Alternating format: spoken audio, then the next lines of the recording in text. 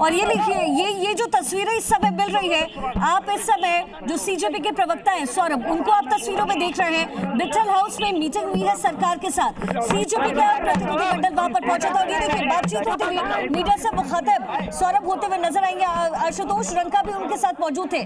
JP Nadda के साथ मुलाकात हो गई है। ये सीधी तस्वीरें इस समय मिल रही है बिट्ठल प्लेस के बाहर। इस समय सीजेपी के जो प्रतिनिधि मंडल अंदर जो पहुंचे थे, जिनकी मुलाकात जेपी नड्डा से हुई है, जो सरकार से बातचीत हुई, समन्वय की बात रखी गई है। और अब यहां से सीजेपी का प्रतिनिधि मंडल बाहर की ओर निकलता हुआ, जहां तस्वीरों में आप इस समय सीजेपी के प्रवक्ता को देख रहे हैं। कुल 2 से 3 लोगों की मुलाकात जेपी नड्डा से हुई है, ये कहा गया है। तो पहले राउंड की जो बातचीत थी उसकी एक तस्वीर हम आपको दिखा रहे हैं। साथ ही दूसरी जो सीधी तस्वीरें आ रही है इस समय बिट्ठल पैलेस के बाहर से, जहां पर इस समय सीजेपी के प्रतिनिधि मंडल को आप देख रहे हैं। सरकार से बातचीत रखी, जो मांगे हैं वो रखी गई है। तो ये पूरा मामला एक तरफ प्रोटेस्ट तक जुड़ा हुआ, दूसरी तरफ ये सियासी भी होता हुआ नजर आया है। तो सीजेपी और सरकार के बीच में समन्वय की बात रख दी गई है, जिसकी ये सीधी तस्वीरें इस समय आप देख रहे हैं।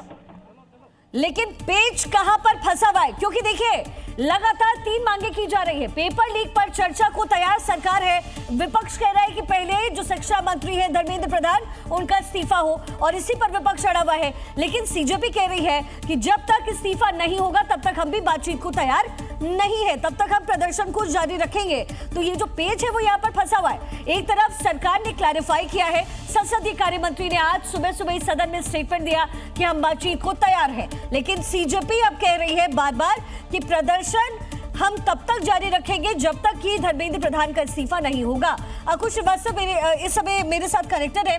सर बहुत स्वागत है आपका। लेकिन सर ये जो बातचीत है, क्योंकि सरकार अपना स्टैंड रख रही है लेकिन विपक्ष एक बात पर अड़ा हुआ है, वो बार बार कह रहा है इस्तीफा हो, और सीजेपी की इस समय मुलाकात हुई, जो प्रतिनिधि मंडल था सर वो मुलाकात कर चुका है। क्या लग रहा है, समन्वय बिठता हुआ आपको नजर आता है क्या, ये देखते हुए कि सोनम वांगचुक ने भी अनशन तोड़ दिया है?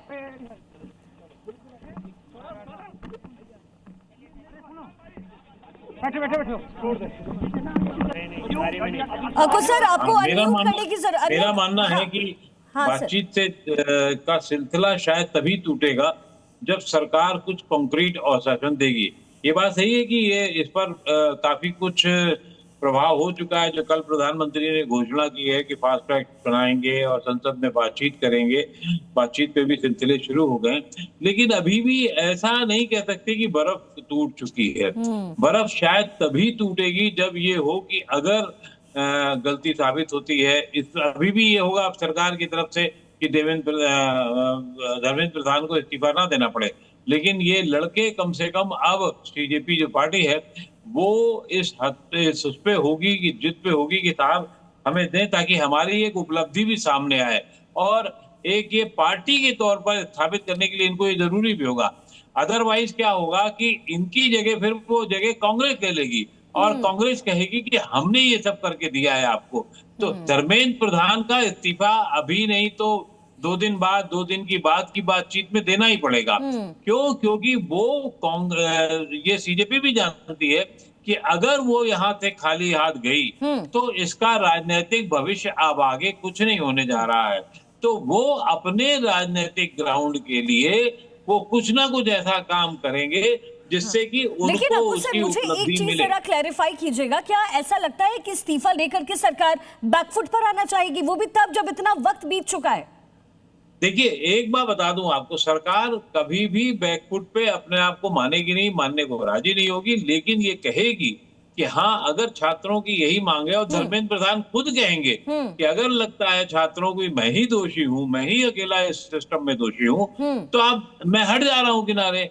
वो सरकार के विरोध मतलब कहेंगे कि प्रधानमंत्री के ना कहने के बावजूद बाकी मैं अपनी तरफ से करने को तैयार हूँ। ये एक उम्मीद हो सकती है, मतलब इसका नियोजन करना पड़ेगा, पोर्ट्रेइंग करनी पड़ेगी।